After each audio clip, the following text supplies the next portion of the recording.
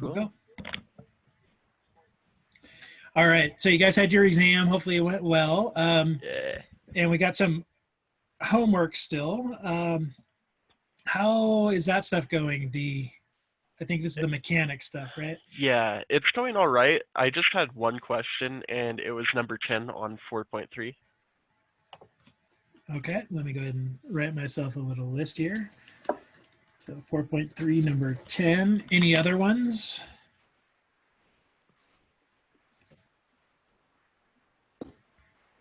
Sure, 17. Well, I mean, you don't have to give me more to do.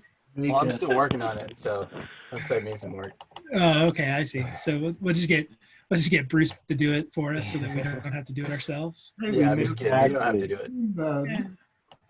Yeah. One thing about this section I absolutely hate is that they're not using metric units in quite a few problems. Yep, and I appreciate the fact that bothers you because it should, and it also means that I've trained you well, or at least together, Kathy and I have trained you well. So Yeah. Actually got into that a little bit in trig today. One of my students said, how do you tell which one you need to be in, radians or degrees? And then the follow-up question was, which is more prevalent? And so I'd go, well, in the math world, like the advanced math world, it's all radians. But then in the physics world, it's degrees, and out there it's degrees. I said, which pains me, but I have a similar fight with metric. And then what's great is I have a student who grew up in Europe, and she's like, I only use metric. I was like, I know, that's one of the reasons why I like you. So anyway, all right, well, let me share my screen, and we will go take a peek at these guys.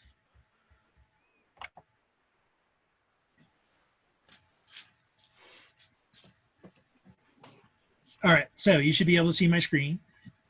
Yep. Alrighty, so let's look at, it was number 10 and 17. So number 10, an object weighing 256 pounds is dropped from rest in a medium that exerts a resistive force with magnitude proportional to the square of the speed. The magnitude of the resisting force is 1 pound when our speed is 4 feet per second.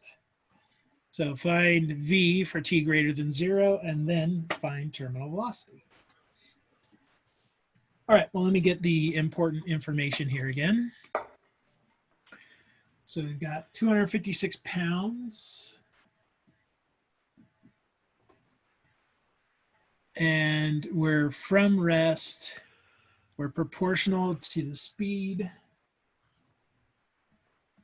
So, or the square of the speed, I should say. So kv squared. And then we know that we've got 1 pound of force when v is 4 feet per second. All right, so I think I got everything that's important. If not, I'll just run back and look at it again. So let's go to the board. All right, so here's our picture as always. And we've got gravity pulling down, and then we've got a drag force that's pointing up.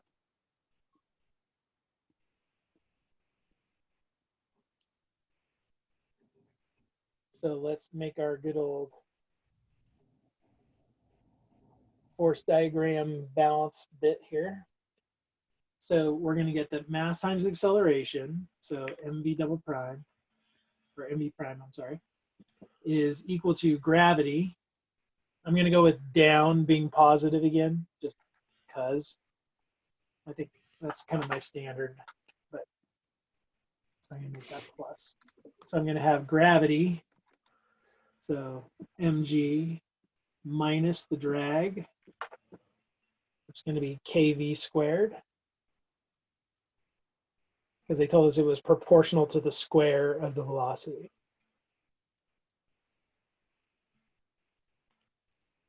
All right, so of course that is the same as v prime equals g minus k over m times v squared.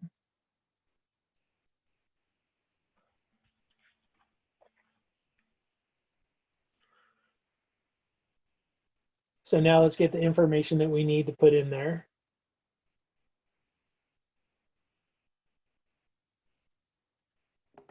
So we know G, that's a given. But again, be careful because we're in stupid imperial units. So that's not going to be 9.8. It's going to be 32. So 32 feet per second squared. And then we need K over M. All right, well, we don't know K. How are we going to figure that out? Use the given for the drag, where it's like 1 pound of force when it's traveling at 4 feet per second. Yep, that's exactly it. We'll plug those numbers in. So we're going to get 1 is equal to K times 4 squared. So K is going to equal 1 over 16.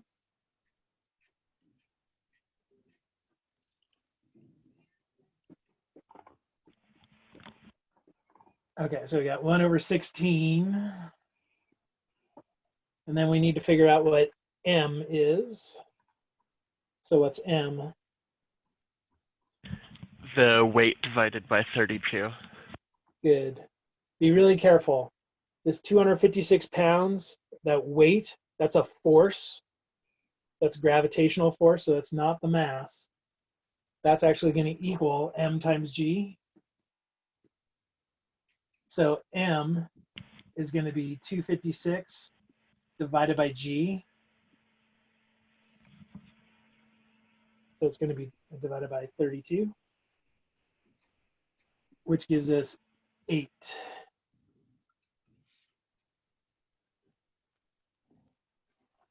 So this object is actually 8 slugs.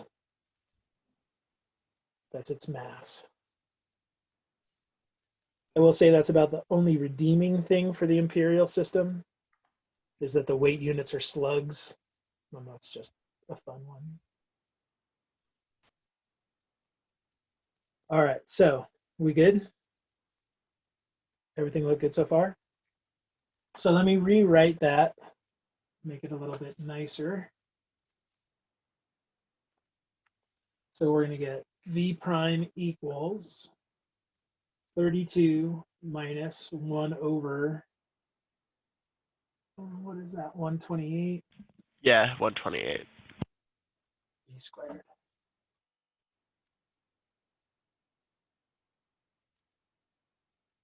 All right, so there's our differential equation to solve.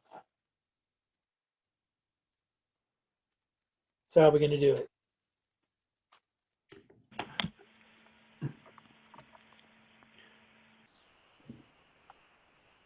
Couldn't we just do separate it and divide by that whole chunk, basically? That is definitely what I would do. This is separable.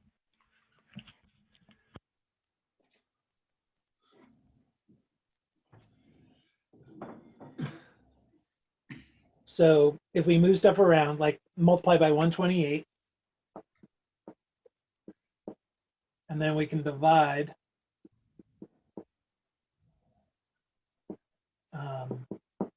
let's see, what's 128 times 32? That's 2 to the 10th, 1024 times 4. 4096. Okay.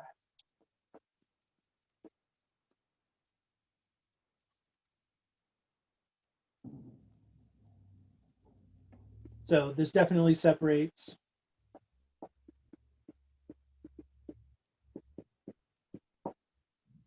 And do your thing.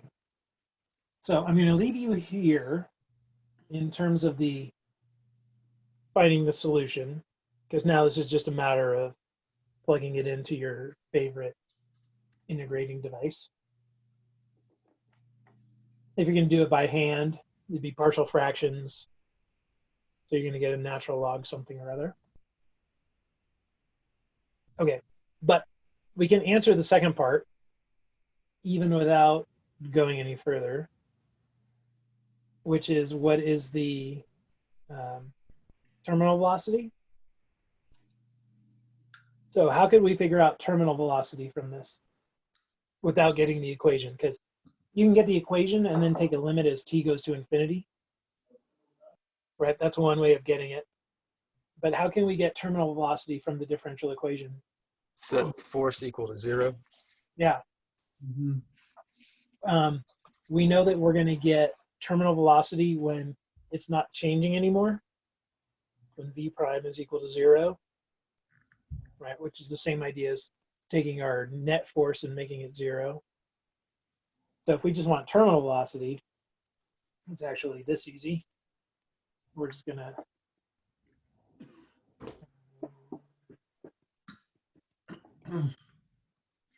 let v prime equal 0.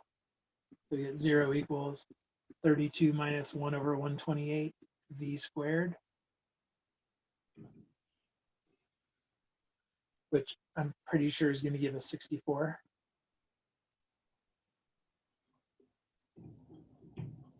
And again, it's 64 feet per second.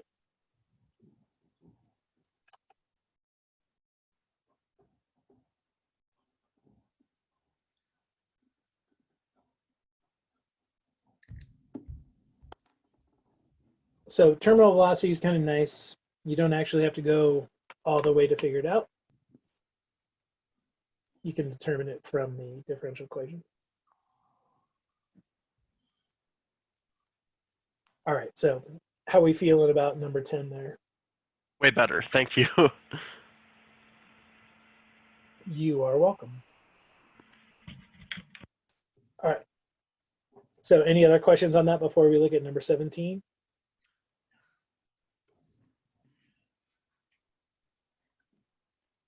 All right. Well, let me go ahead and share my screen again.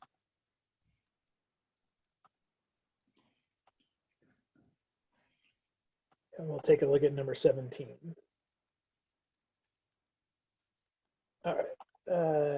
So it says, in exercises 17 through 20, assume that the force due to gravity is given by Newton's law of gravitation. All right. So then take the upward direction to be positive. Okay. So 17. A space probe is to be launched from a space station 200 miles above Earth. Determine its escape velocity in miles per second. Take Earth's radius to be 3,960 miles. All right. Well, again, let me go ahead and write down this important information.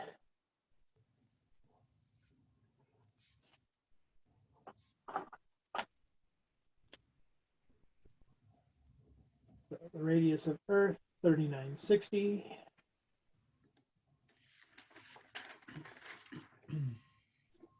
And then we've got our elevation is 200 miles.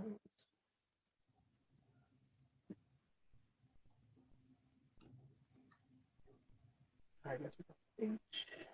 Okay, and we're trying to find escape velocity. All right, I will stop sharing.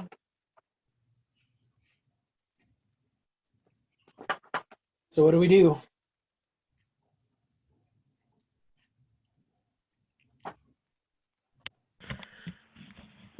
Use our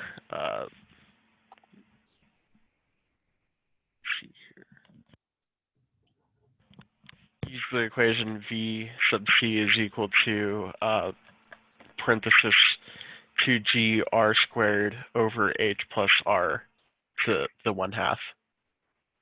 Okay. Can we use that? I believe so.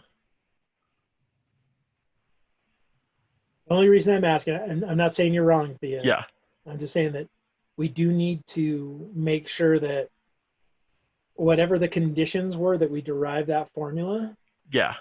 are what we have going on here, right? Because if not, then we're going to be kind of screwed. Just like when we talked about terminal velocity. Yeah. There are a bunch of different forms for terminal velocity depending upon what's going on. Okay, so let's think about that formula that you're talking about, the one that was the, it's got that square root of 2gr squared and all that. Okay, so when we derive that, did that come from Newton's law of gravity? I believe so, if I recall correctly. Okay, and you do recall correctly. So it was Newton's law of gravity, and we were already assuming that we were beyond the point where it actually mattered about air resistance, which same story here. If our satellite or space station or whatever it is at 200 miles, we're definitely clear of that. And so then everything else just fell out from solving. So that is definitely what we can use. So I'm going to go ahead and write that up here. So it was the square root of 2g r squared over h plus r. Yep. So the different pieces again, the g, what was g? Our regular old gravitational force acceleration. Okay, so that's good old well, 32 feet per second. yeah, I was about saying 9.8, but it's not. It's 32. Okay, so that's going to be good old g. What's the big R? The radius of the mass, essentially. Okay, so it's the radius of the object that we're escaping. So in this case, it's the radius of Earth. And then the h? That's just the height away from the object. Okay, and so that would be the height above the surface of the Earth. So like we have here, the RE is our R and H is H. So for this situation, there's going to be 2 times 32. But we got to be careful here. What's the problem with using 32? Oh, we're going to have to In feet, convert. not in miles. Yeah. Yeah, we've got one of our units is in miles, the R and the H's. So we need to actually convert this 32 feet into miles. Divided by 5280, if I recall correctly. Okay, so again, the joys of our imperial system. It's just so random. It is 5,280, but we're gonna have to multiply by 5,280 because it's 5,280. Yeah. Oh, wait, no. Wait. You were right. I apologize. Because it's 1 mile is 5,280 feet. So I'll get us to miles. And that'll be miles per second. And I don't remember. Let me just check again what unit it wanted. It wanted miles per second. Okay. So that'll get us where we need to be. Because this is 32 feet per second squared. So when we take the square root, it'll give us seconds. But then we need to multiply by that 3960 that we're squaring, and then dividing that by 200 plus 3960.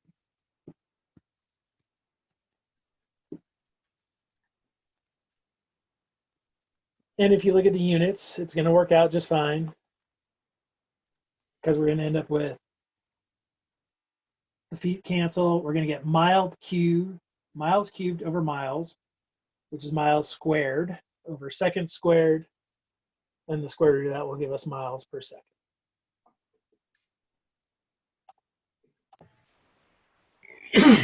Excuse me.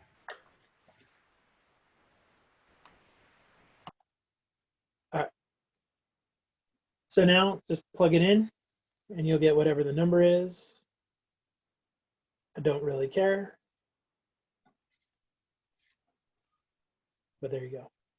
So this one probably feels a little cheap because we didn't actually do any differential equations. But that's because we were smart about it last time. Right? We did it once generically.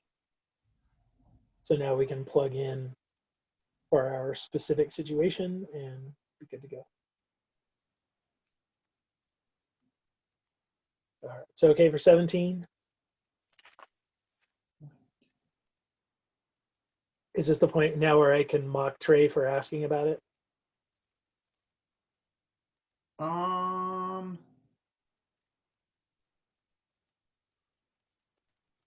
Wow, I didn't even get a response from Trey.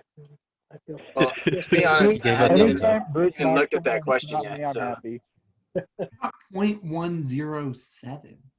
0.017. Yeah, when I plugged it all in. 0.107. 0.107. Yeah. So 1/10 of a mile per second. That, I mean, that's fast. That's like- very fast. That's like probably like 530, 540 feet per second. So Somehow the book got 6.76. No, when I did it, So it must I be- got 6.7, 6.76 or whatever. Okay, I probably plugged it in wrong then. Yeah, because I I got did this problem 6.76 prior. too. all right, so Money also got 6.76. Oh, fuck. I'm just fucking up then. Way to go, Ian. Nice job. Okay, well then that's Yeah. really fast, right? 6 something miles per second. Yeah. I can't even picture how fast that would be. That's like going from Myers to the Y in a second. That'd be pretty sweet. Oh. I definitely wouldn't mind a commute if that was my speed. There we go. There's no way CHP is catching me. That I promise. All right, so we good? Yeah, ish. Okay. Well, then we are going to keep moving along. And we're going to move on into chapter 5. So like I told you last time, we're going to skip 4.5 or 4.4, I mean. And we don't need to do that. We'll go ahead and skip that section. If you are interested and you've looked at it and you kind of want to do a little bit more about it, just let me know and I'll be happy to talk to you about it. But we're going to move on into chapter 5, where we actually get to second order differential equations. Okay, so first, let me change the window here, because I want to look at you for a little bit. All right, so the goal now is, well, basically we've learned the techniques for first order.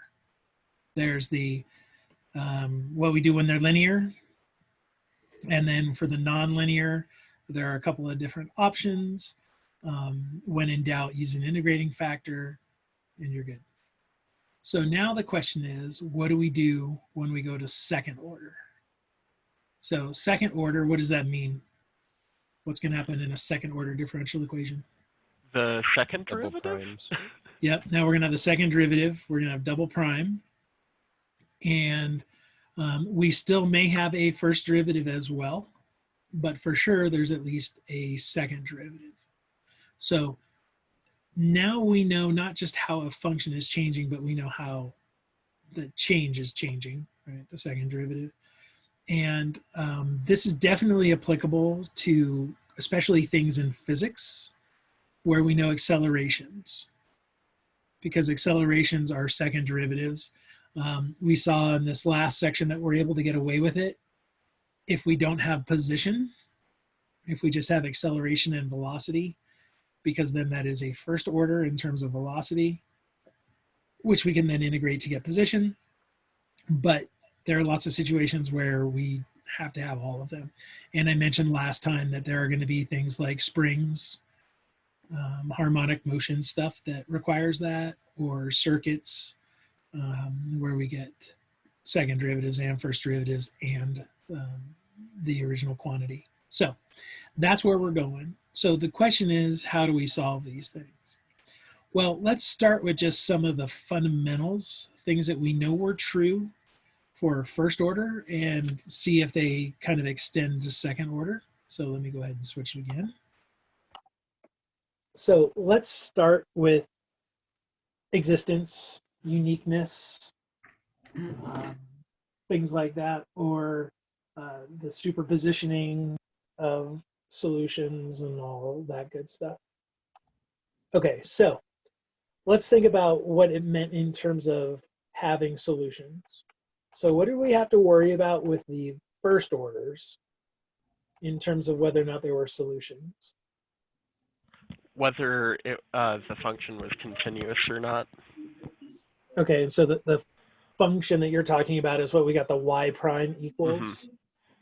Okay, well, obviously that's going to be a little bit different here, because if we're talking about a second order, it's going to look like this, where we're going to have some y double prime plus p of x times y prime plus q of x times y equals, let's just say, g of x. Right, and let me call it f of x, because I think that's what the fuck these are. And we're a lot less likely to get G and Q mixed up. Okay, so this is what we're talking about with the second order. So in terms of solutions, it's a little bit more complicated, because if we move that y double prime over, it's not just a function of y and x anymore. It's also got the y prime.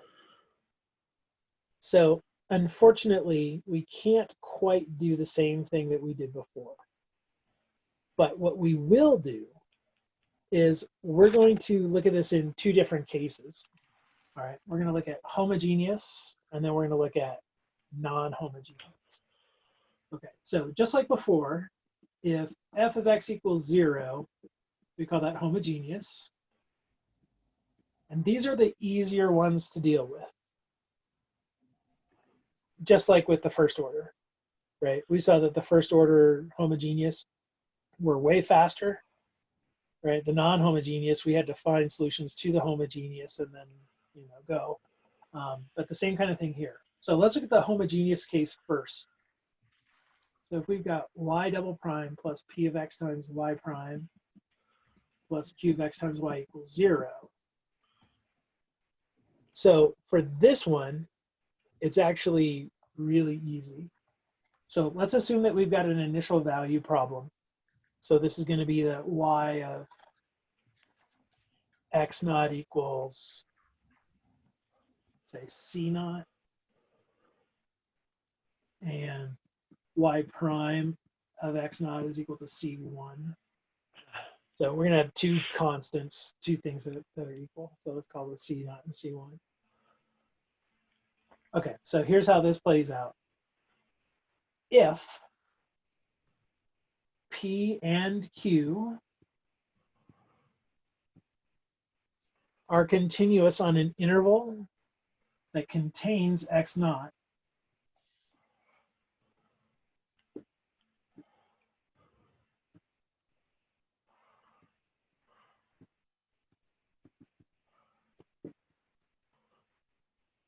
so we've got some A to B that contains x naught, then there's a unique solution.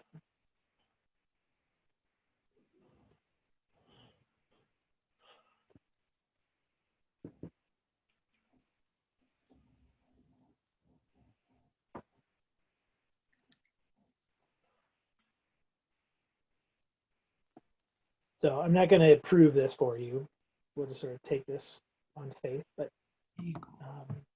I want you to realize that this is a very specific kind of second order. Because not only is it second order and homogeneous, but it's also linear. So in terms of the huge, big world of differential equations that are second order, we're looking at this small chunk, linear homogeneous. Those are the nice ones. Those are definitely the nice ones. And so it turns out that all we have to have is P and Q, whatever these functions are, to be continuous, and we're guaranteed to have a unique solution.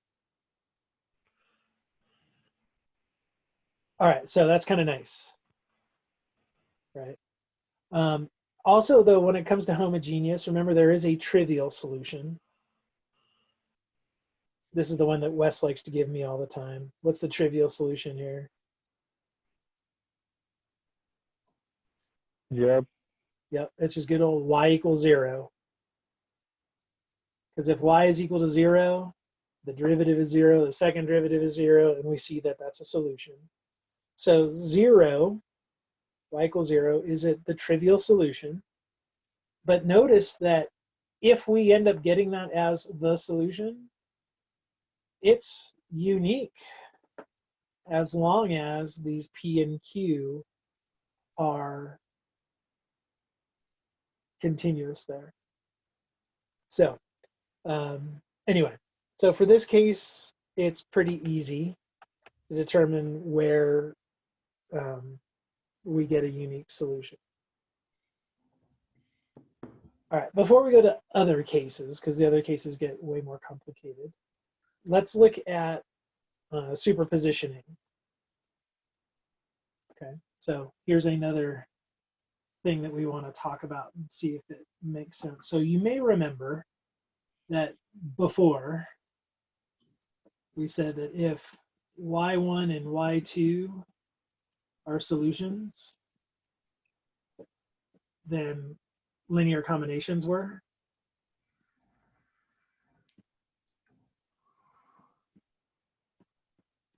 So if we were to take a linear combination of those two, we would get a solution.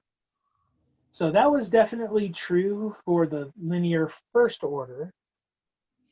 So my question is it true for linear second order?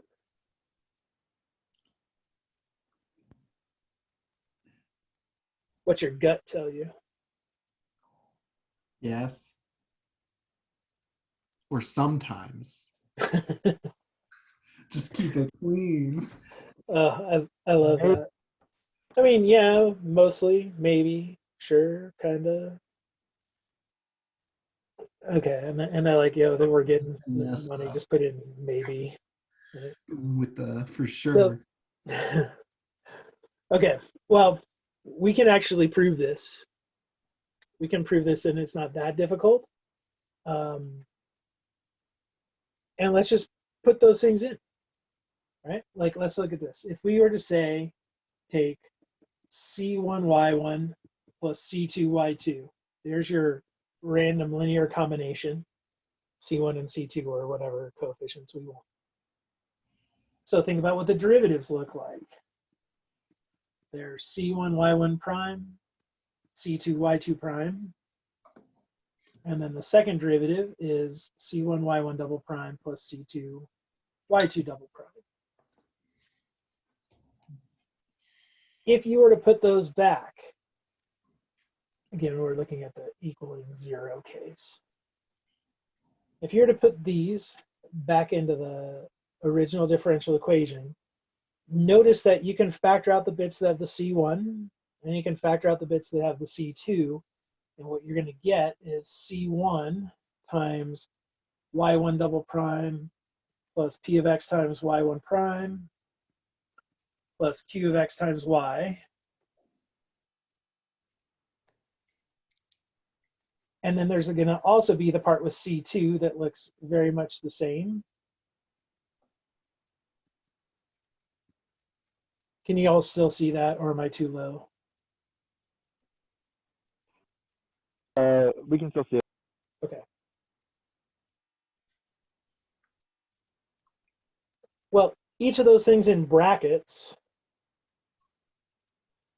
that's what we get when we plug the y1 and y2 into the original differential equation, which of course makes those both 0. And of course, adding zeros together gives us 0.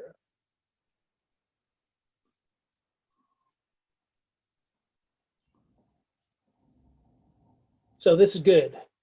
This is real good, because we're going to be able to do the same thing for these linear second orders that we did for linear first orders, which is if you give me a couple of solutions, I can combine them. And by combining them, I get yet another solution. So why does that still work? Do you see what it is about this that makes that still work? Well, I mean, it's sort of like I'm thinking about it in like the linear algebra sort of sense of the way. I mean, because it's still a linear operator. It just got a linear operation. It just got performed 2 times instead of 1 time. And there's enough information to span the space. Therefore, any sort of linear combination of the 2 solutions of your base solutions for the space should be able to be a viable solution. Yeah, I want to go back to what you were saying about the linear operator. We already know that derivatives work in terms of preserving addition and multiplication. Mm-hmm. Right? Scalar multiples stick around. If you've got 2 functions that you're adding, you just differentiate each one of them individually. So that's why it worked for linear first order. So then when we go to the second order, well, we're just doing it again. Yep. So going from that first derivative to the second derivative means it still applies. So this fact, this superpositioning, is going to work for any order differential equation. Okay, we could have a linear 500th order. Still, we know if we combine solutions, you know, take a linear combination of those solutions, we're going to get another solution. So, but the key point is linear. They have to be linear functions, because as soon as we start doing things like a y times a y prime, or doing a y double prime squared or anything like that, that's when weirdness can happen and it won't necessarily work out. All right, so how are we feeling about that? We good? Okay, so obviously we can combine things to make solutions. So the question is there a set of functions that basically form all our solutions? Now, I'm mostly going to say this for Monty because you didn't take linear algebra. We can tie this to linear algebra even more so than what Theo was saying just a second ago. And we can think of this in terms of like bases and spaces. So Monty, just kind of roll with this for a second, okay? So for the rest of you, think about this. What do you remember about vector spaces?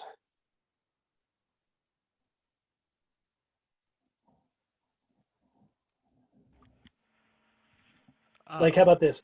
What does it mean for a set of functions with operations to be vector space?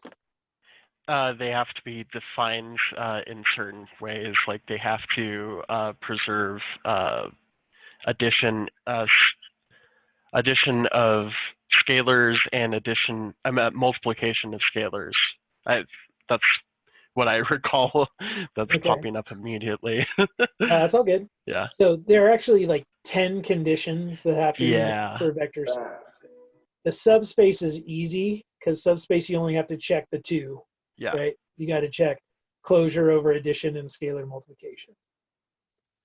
All right. Well, in terms of showing that that solutions to this are a vector space, I'm just going to tell you they do form a vector space. Right? You see that 0's in there. Right? The trivial function is in there. Trivial solution. But we do know that it's closed over addition and closed over multiplication. I just showed that with superpositioning. All the other properties are properties of the addition and the multiplication, but this is just regular old function addition and multiplication, which means they're going to be commutative. The distributive property is going to hold, all that other stuff. Okay, so it turns out that solutions to this, so I'm going to put here, the solution set is a vector space. So as such, there's going to be a basis. It turns out that this is dimension 2. In general, an nth degree or an nth order differential equation is going to be dimension n. Okay, so it's just going to extend. But it is dimension 2, which means there is going to be a basis that has 2 elements. So I'll call it y1 and y2.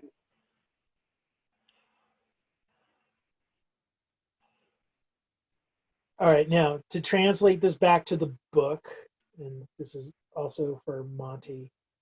So what we're going to do is we're going to call this set right here the fundamental solution set. So it's a fundamental set of solutions.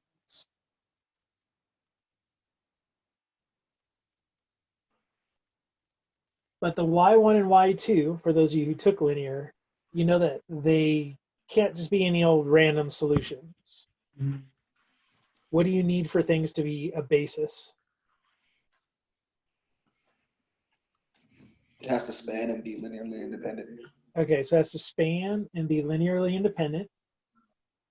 You may remember that if you have the right number of vectors as the dimension, you only have to show one of those, either span or linear independence. The spanning just means everything in the solution set can be written as a linear combination of those. Okay, so let's write that down because this is important. So all solutions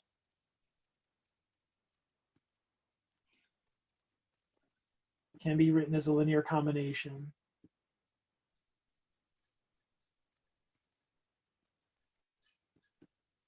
of the fundamental set.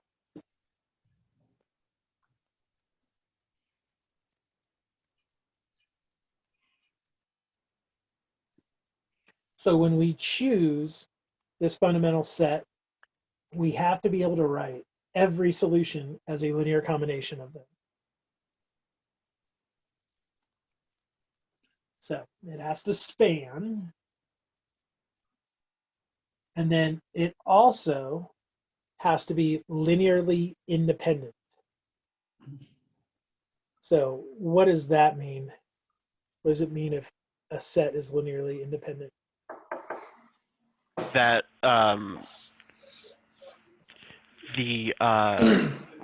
one of these two vectors are not linear combinations of each other. Okay, so if you've got two vectors or two elements, one is not a scalar multiple of the other. But if we extend that to any C1. number, what it means for them to be linearly independent, it means that if you were to take a linear combination of them and set it equal to 0, this only happens if the two C's are equal to 0. So the only way you can get 0 as a linear combination is if you take 0 times the individuals. So if we were talking about 3, a set of 3, it would be C1 times Y1 plus C2 times Y2 plus C3 times Y3. But again, for that to equal 0, it would only happen if all of them were equal to 0. Mm-hmm. Okay. So in the case of 2, you can't write one as a multiple of the other. In like a set of 3, we're saying that 1 cannot be written as a linear combination of the others. So that's how I like to think about it. is that you can't write one of the elements as a linear combination of the rest. That's what it means for it to be linearly independent. Okay, so what our goal is going to be with these is to find this fundamental set. We want to find, in the case of a second order differential equation, we want to find two functions that are linearly independent that also span the set. And we actually have our choice of showing span or linear independence because we know how many we need. That's what knowing the dimension is big. If you know the dimension, then you know what your target is. And if you have that many vectors, linear independence and span are equivalent. You show one, you know the other. Okay, so this is going to be our goal. We need to find these multiples, or these more than one, that actually are solutions, but also happen to be linearly independent. All right, so let me give you an example. I'm going to give you a differential equation whose solutions, I'm going to give you solutions. We'll actually confirm that they're solutions, and then we'll show that they form a fundamental set, and we'll talk about where it's good and all that. So this will be a pretty easy one in terms of what these might look like. So let's go with y double prime minus 3y prime minus 4y equals 0. So it is a linear second order that is homogeneous. And in terms of what those solutions are, or how we find those solutions, we'll worry about that later. But let me just tell you some functions that work. All right, so here's going to be y1.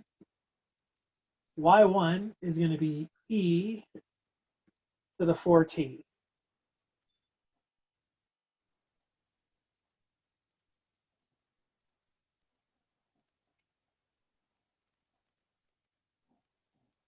The other one, y2, is going to be e to the minus t.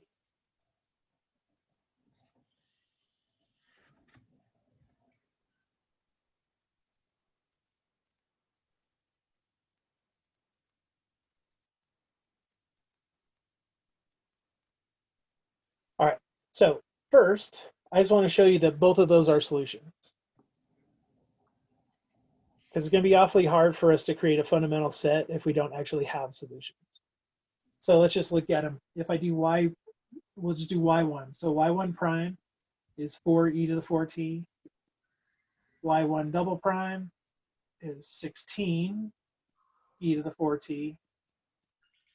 So if I put all that in, I'm going to get 16 e to the 4t minus 3 times 4 e to the 4t minus 4 times e to the 4t.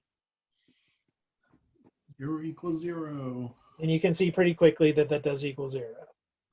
And then similarly, if we look at y2, its derivatives are going to be negative e to the minus t and then positive e to the negative t for the second derivative.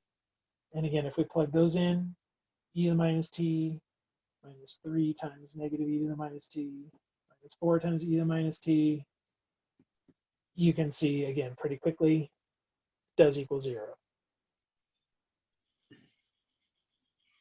All right, so those are solutions. And again, we just want to see, are they linearly independent? All right, well, since it's just 2, the question really is, can I multiply something to y1 that's constant to get y2? And it's pretty easy to see that that is not going to happen.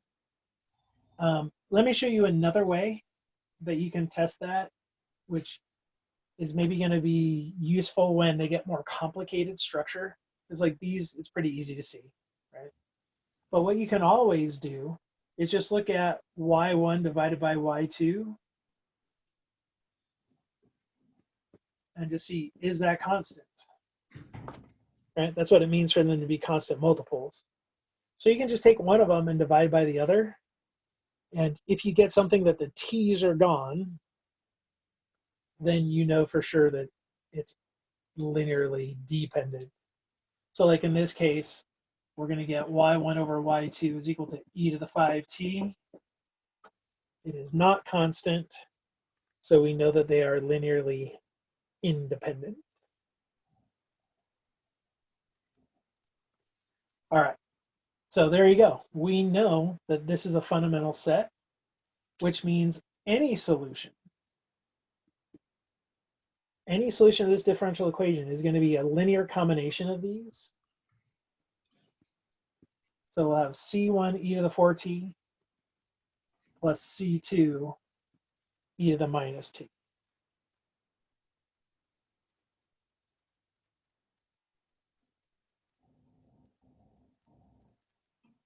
So for those of you that took the differential equations, or sorry, linear algebra, you're seeing how these things start overlapping, how we can use the language of linear algebra even to explain what's going on here. We're creating a solution space. The dimension of the solution space is always the order of the differential equation. So you know that your fundamental set is going to have the same number, you're going to need the same number of functions in it as the highest derivative. But if you can find them, then you know that your solution, you know, that anything in there is a linear combination of them. So you remember in linear, you did a lot of find a basis for the space. That's exactly what you're doing here. You're finding a basis for the solution space to the differential equation. Okay, so questions on that? We good?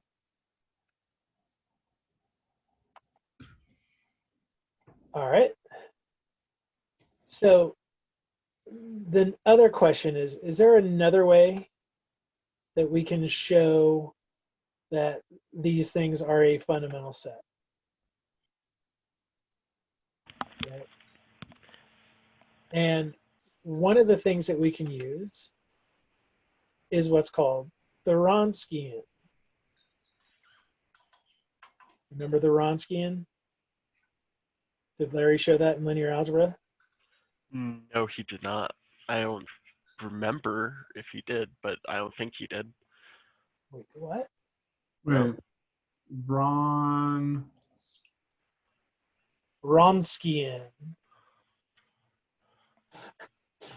And yes, that might be what the kids are doing in the club. I don't know. I'm like an old man, so. Wronskian test for independence. So Wronskian, spelled this. It's W-R-O-N-S-K-I-A-N.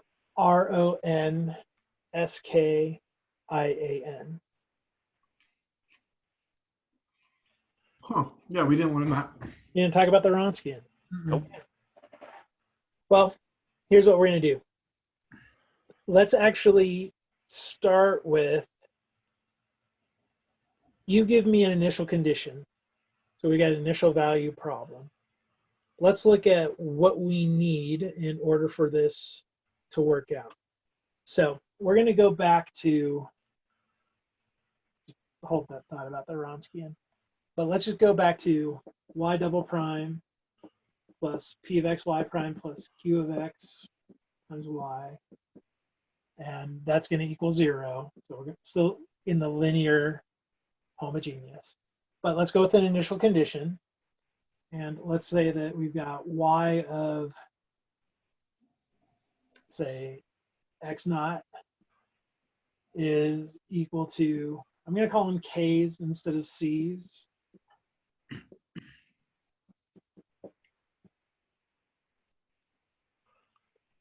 Just because I don't want to get them confused with the c's as our linear combination c's. Okay, so here's our initial value problem. And let's say that the fundamental set of solutions, again, is y1, y2.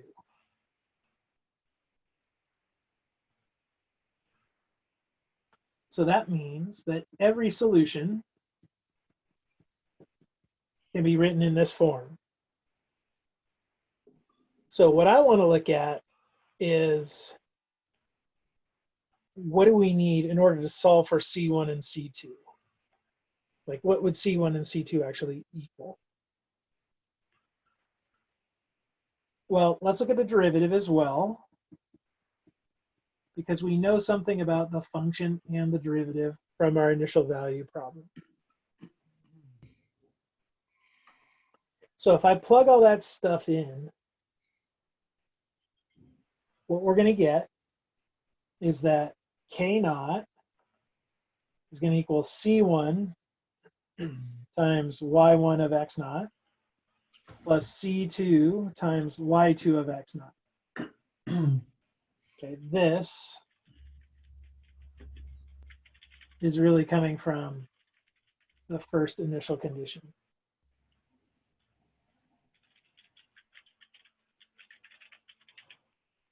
All right, so we got that. And then if we look at the derivative, we get the K1. That's equal to C1 times Y1 prime of X naught plus C2 times Y2 prime of X naught. So that guy is coming from the second initial condition.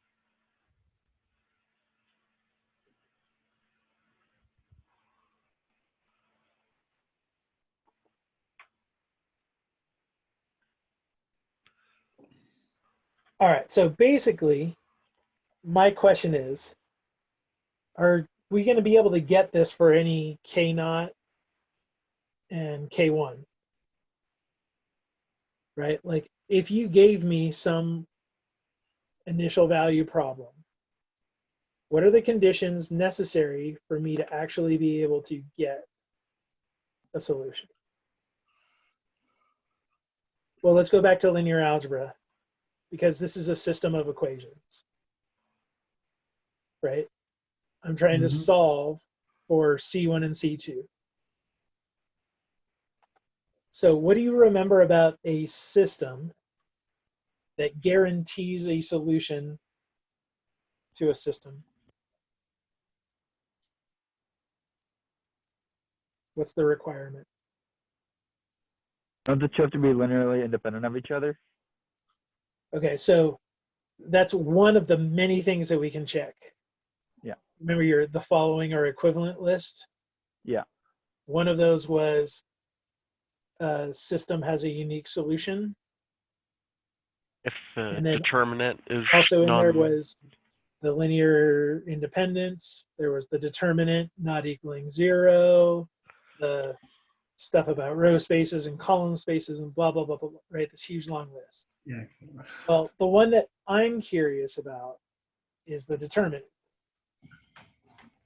So let's look at what the determinant or the coefficient matrix looks like. So the coefficient matrix, it's going to be y1 x naught, y2 x naught, y1 prime x naught, y2 prime x naught. So that's the coefficients on C1 and C2. Remember, C1 and C2 are unknowns, and there are variables.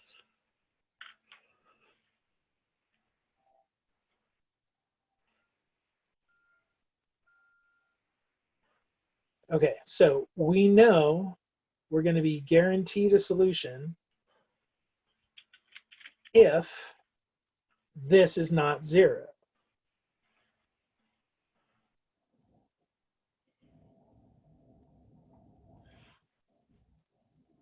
All right. Well, this matrix right here, this is what we call the Wronskian matrix.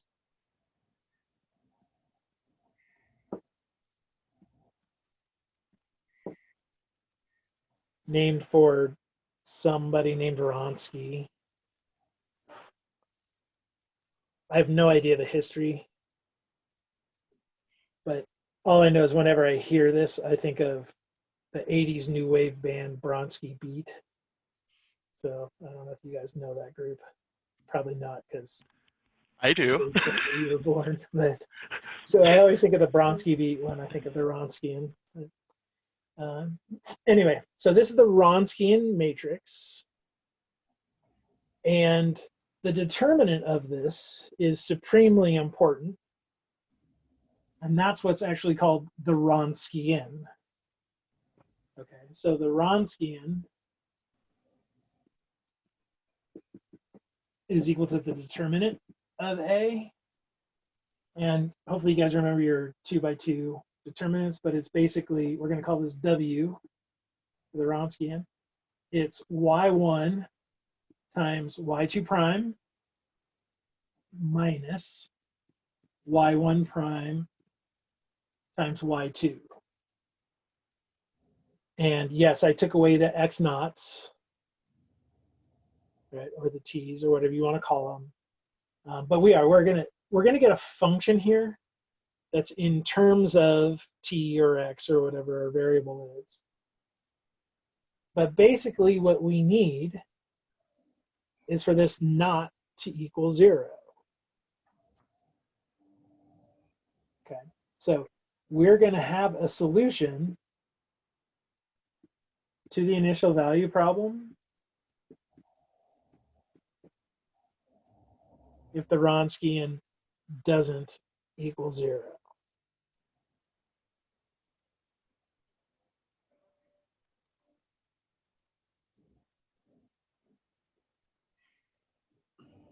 Okay, so this is really what we're going to be looking for. It's basically just tying together what we already talked about, right? We're making sure that the determinant exists. If the determinant exists, then we have a solution set and all that good stuff.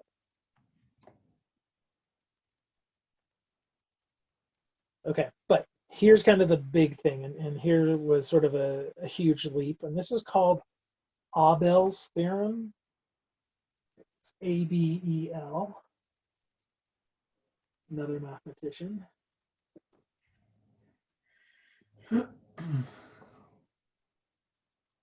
You can call it Abel's theorem if you want, but he was German and Abel. do my German stuff, so Abel.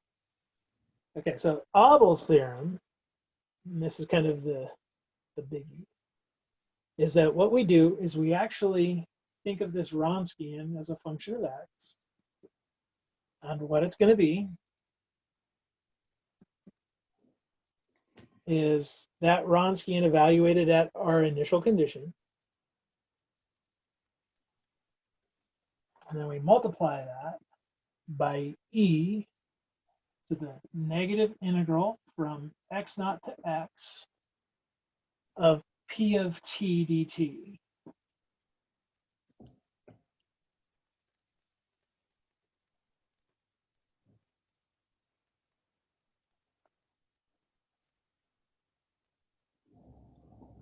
X naught to X. X naught to x, and then it's p of t dt. So we're just throwing in a dummy variable. Yeah. But this is basically another way to calculate the Wronskian.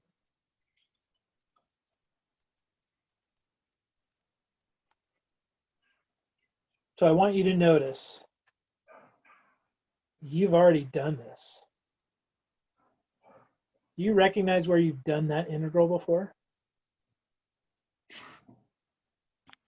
That's the solution to the Yeah, the linear first order. Yeah. You got that e to the negative integral of p. You're just now multiplying it with the determinant. Okay, so this is basically showing us how the one-dimensional case, the first order case, is a specific of this more generalized situation. right? Because think about what we found. We got that e to the negative integral, and then we multiplied by some constant. Well, that constant would have been the determinant of the 1-by-1 matrix. Just think about how we built this. When we built that matrix, it was the y1, y1 prime, y2, y2 prime. In the 1-by-1 case, it's just y. It's the initial condition. And think about all those times that the initial condition just changed that scalar in the front. That was doing the Wronskian of a 1-by-1 matrix. Well, this is going to extend to 3-by-3, 4-by-4, 100-by-100.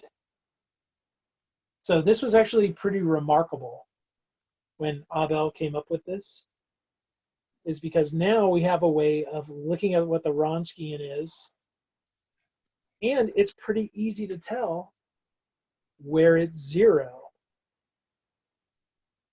Because think about it, what's going to make this expression equal 0?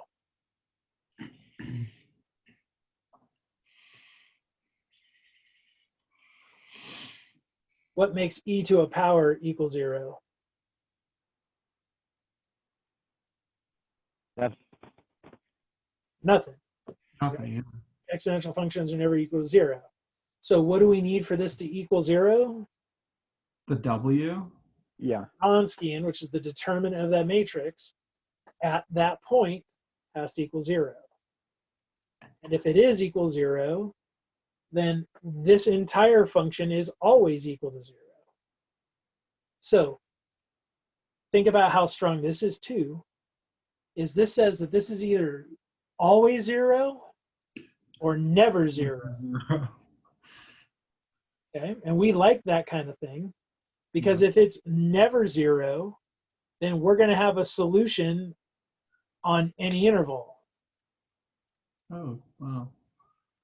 If it's always 0, well, we're not guaranteed anything, right? So this really is big for the non-zero determinant, the non-zero Wronskian, is it helps us see whether or not we're going to have a solution set, whether we're guaranteed, let me say it that way, whether or not we're guaranteed to have a solution set. Okay, well, let me show you with that example that we did where we had the y1 and y2 that we created. Let's see what that Wronskian is going to look like. So go back to that example where we had y1 was e to the 4t and y2 was e to the minus t. So this is what the Wronskian is going to be. It's going to be the determinant of the 2-by-2 matrix that has in its first row the y1 and y2, and the second row are going to be the derivatives.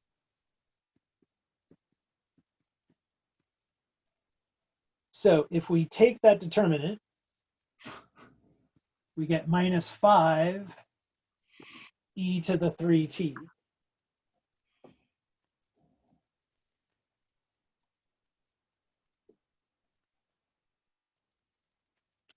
So let's just look at what Abel's theorem said. So Abel's theorem says that it's the Wronskian at your initial condition times this e to the negative integral of p of t. Now, I don't know if you remember what our differential equation looked like. It was y double prime minus 3y prime minus 4y equals 0. So that's what led to this. So what's p of t? -3. Negative 3. Yeah. Okay, so if you integrate that, you get negative 3t, the negative negative, Just T. plus 3t. Hey, look. This was e to the 3t times some constant.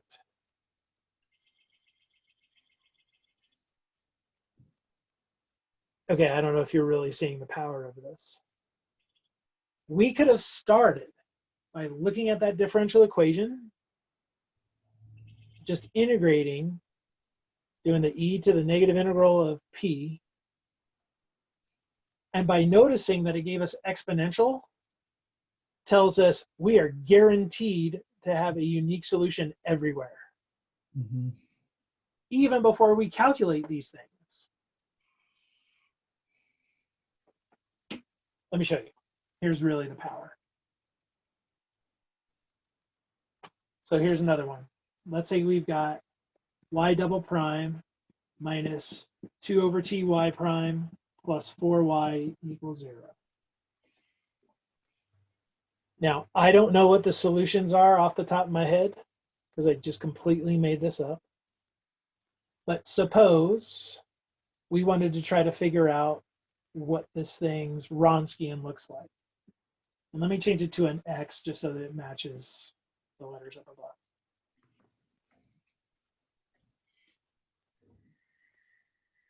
Okay, now, I'm not going to be able to find the Wronskian exactly. I'm going to be off by some constant multiple because I can't figure that out with Abel's theorem. But what I can tell you is that W then, it's going to look like whatever W of x naught is, times e to the negative integral of negative 2 over t dt, going from x naught to x.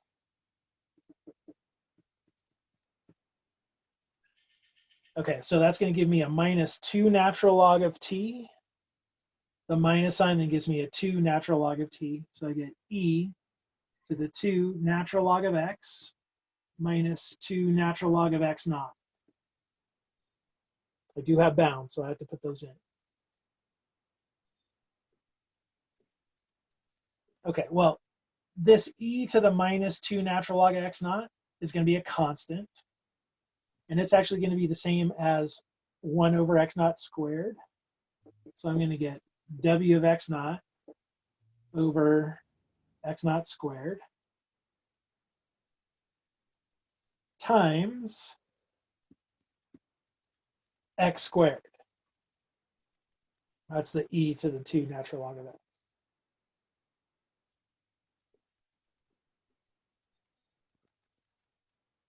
So like I said, I don't know exactly what the Wronskian is, but I do know that it's some scalar multiple. So think about all this stuff that I'm going to put in black parentheses. It's some multiple of x squared.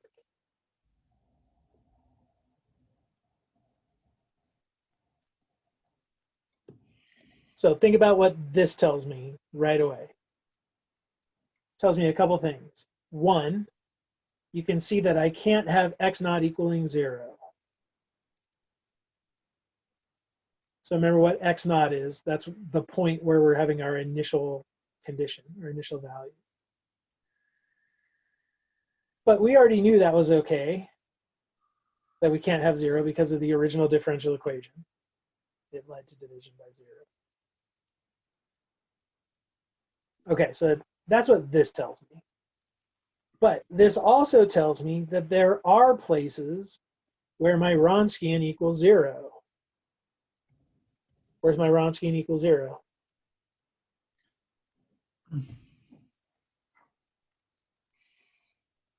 Zero. Well, it's either going to be where that Wronskian is 0, Or x not 0. or where x is equal to 0. Yeah. So this tells me my solutions are only going to be good on intervals that don't contain 0. Which again, our original differential equation told us that. Mm-hmm. But it catches the fact that there are no other problems. So if you give me an initial condition that's greater than 0, I know I'm going to be good on the interval 0 to infinity. Excuse me. Similarly, if you give me an initial value of less than 0, I know I'm going to be good on the interval from minus infinity to 0. So Abel's theorem is just like a shortcut to finding where your intervals are going to be. You don't actually have to go through the entirety of finding the solutions. Because again, look at this one. We haven't calculated at all what y equals. I have no clue. And yet, I know exactly what its Wronskian looks like, and therefore I also know what I need to avoid.